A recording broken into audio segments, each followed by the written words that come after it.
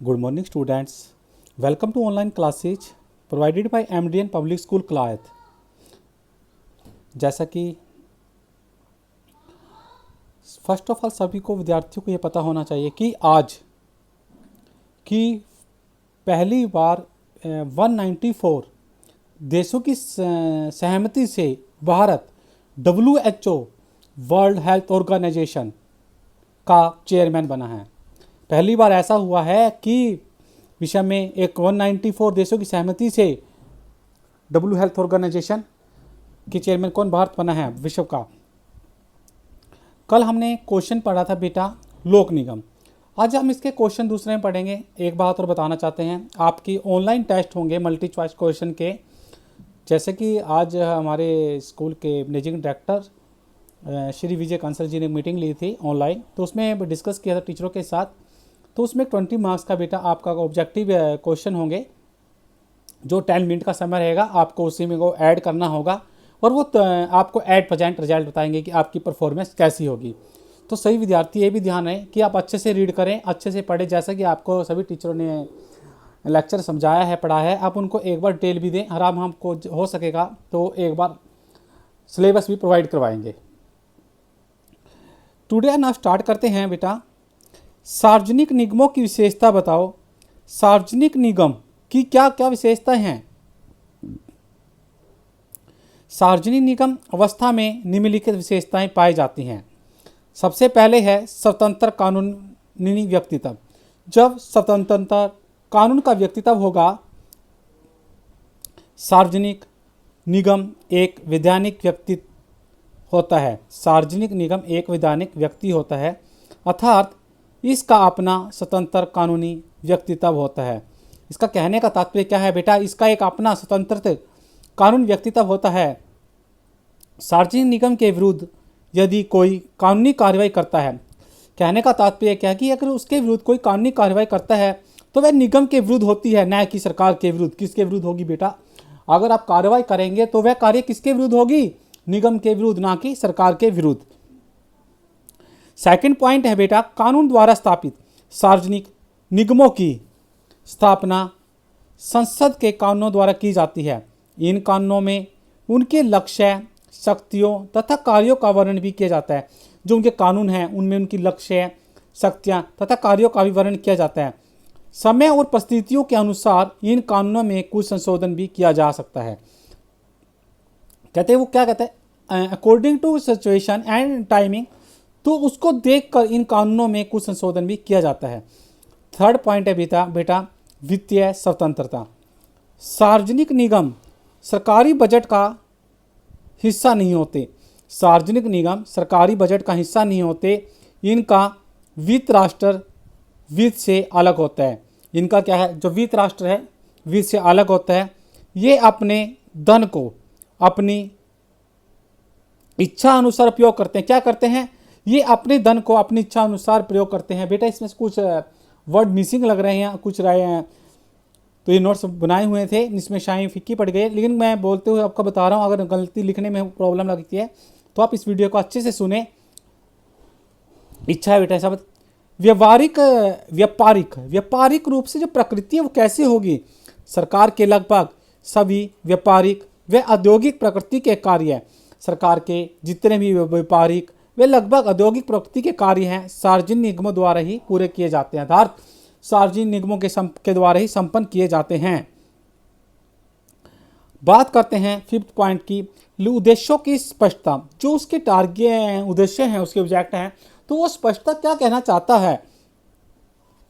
जब सार्वजनिक निगमों की स्थापना की जाती है तब उनके उद्देश्यों के लिए कानून द्वारा स्पष्ट रूप से व्यासित किया जाता है। सार्वजनिक निगम केवल उन्हीं कार्य को जो सार्वजनिक निगम है केवल उन्हीं कार्यों को करती है जो उसके उद्देश्य में आते हैं। अन्य कार्यों में वे किसी प्रकार की कोई भी रुचि नहीं लेते। उसने कहने का तात्पर्य क्या है बेटा, वो वही कार्य लेती है जो उनके उद्देश्य से होते हैं, परंतु उसके बाद वो दूसरे कार्य में कभी भी कोई इंटरफेयर या कोई भी इंटरेस्ट नहीं लेती। 6 पॉइंट है बेटा जनता के हित का लक्ष्य। उसका लक्ष्य क्या है? जनता का हित करना। जनता का हित क्या है बेटा? भलाई करना। सार्वजनिक निगमों का लक्ष्य निजी लाभ न होकर जनता के हित के लिए प्रयत्न करना है। भी जो लक्ष्य है उसका निजी लाभ न होकर बल्कि जनता के हित के लिए प्रयत्न करना है। परंतु ये इतना लाभ अवश्य कमाते हैं, जो इतना लाभ है वो इसको इसलिए कमाते हैं कि इनकी कार्य प्रणाली सही ढंग से चल सके। जो अर्थात कहने का तात्पर्य कि जो उनकी कार्य के प्रणाली है वो सुचारू रूप से कार्य कर सके। न अंश है न भागीदारी, कहने का तात्पर्य न अंश है और न ही भागीदारी है बेटा। सार्वजनिक निगमों में किसी व्यक्ति के भागीदारी नहीं बनाया जा सकता। सार्वजनिक निगम में जो कोई भी व्यक्ति है उसको भागीदारी नहीं बनाया जा सकता और ना ही इसका समस्त कोई राष्ट्र होता है। सार्वजनिक एकाधिकार, सार्वजनिक निगमों को जो कार्य या उद्देश्य सौंपे जाते, सार्वजनिक निगम है उनको जो कार्य और उद्देश्य सौंपे जाते हैं उसने उनकी कोई प्रतियोगी नहीं होती, उसमें उनकी कोई प्रतियोगी नहीं होती, क्योंकि निगम का उस उद्योग पर एकाधिकार होता है। जो निगम है उसके ऊपर उसका एकाधिकार होता है। उदाहरण के लिए जीवन बीमा निगम का भी जीवन बीमा पर अधिकार है। जैसे कि उदाहरण के लिए क्या बेटा, जीवन बीमा निगम पर जीवन का भी एक एकाधिकार है। आगे बात करते हैं हम, 9 पॉइंट्स है हमारा। प्रक्रियाओं की कठोरता का न होना, जो प्रक्रिया हैं उनकी कठोरता का न होना। लोक निगमों के पब्लिक कॉरपोरेशन के कार्य सरकारी विभागों की तरह आदि कठोर नहीं होते। उसे कहने का तात्पर्य क्या है, जो लोक निगम है उसके जो सरकारी विभागों की तरह कार्य नहीं होते, आदि कठोर नहीं होते, क्योंकि ये कार्य आम जनता को आसानी से समझ में आ जाते हैं। क्यों कठोर नहीं होते? क्योंकि जो ये कार्य होते हैं बेटा हर व्यक्ति को आसानी से समझ में आने भी चाहिए और आ भी जाते हैं। इसका लास्ट पॉइंट है समाजीकरण। निगमों का जो मुख्य उद्देश्य है, निगम है उनका जो मुख्य उद्देश्य होता है बेटा वो होता है लाभ कमाना। क्या है? लाभ कमाना। निगमों का मुख्य उद्देश्य है लाभ कमाना नहीं होता, लाभ कमाना नहीं होता। इनका मुख्य उद्देश्य समाज की सेवा करना होता है। जो समाजीकरण है इनका मुख्य उद्देश्य क्या है बेटा? लाभ कमाना नहीं होता बल्कि समाज की सेवा करना इनका मुख्य उद्देश्य होता है।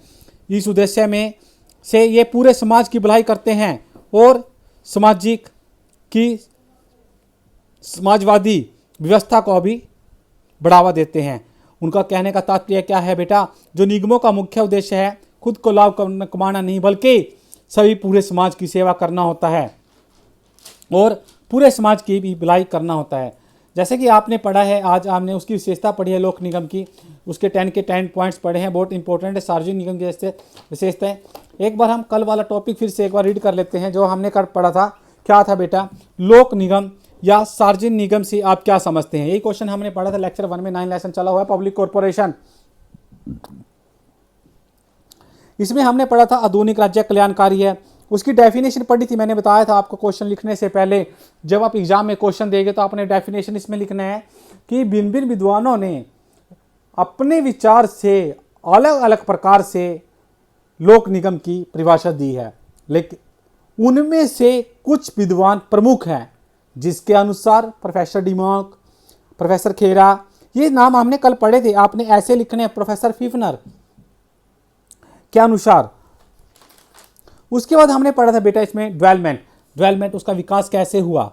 विकास विश्व में जिन सभी देशों पर ब्रिटिश परंपरा का प्रभाव है उन सभी देशों में लोक निगम पाए जाते हैं। क्या है? उन सभी देशों में लोक निगम पाए जाते हैं। यदि कहा जाए तो लोक निगम इंग्लैंड की देन है। क्या है बेटा? इंग्लैंड की देन है। जैसे कि हमने पढ़ा था लोक निगम 1907 में इंग्लैंड में और 1945 इटली में लेकर लेबर पार्टी की सरकार, और जिसके बाद हमने पढ़ा था उसके बाद आया था जिनके द्वारा सार्वजनिक निगमों की नींव भी रखी गई।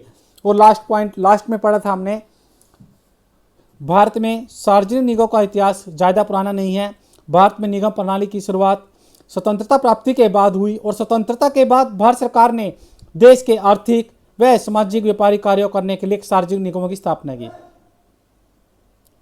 भारत के मुख्य निगम दामोदर घाटी निगम, भारतीय बीमा जीवन निगम, RBI reserve bank of India, वित्त निगम, वायु परिवहन निगम इत्यादि। भारत सरकार की तरह राज्य स्तर पर भी हरियाणा सरकार ने भी बहुत निगमों की स्थापना की है, जिसमें हरियाणा विद्युत प्रसारण निगम, हरियाणा राज्य औद्योगिक विकास तथा लघु सिंचाई ट्यूबवेल निगम इत्यादि। ये जैसे कि हमने आज लेक्चर पढ़ा है उसकी विशेषताएं लोक निगम की और कल भी पढ़ा है। मैं सभी विद्यार्थियों से फिर एक बार रिपीट करना चाह रहा हूँ, आप लोगों की डेट शीट लिखवा दी जाएगी, आपके ऑनलाइन टेस्ट शुरू हो जाएंगे। सभी विद्यार्थी अपनी पढ़ाई पर ध्यान दें। Thank you, have a good day.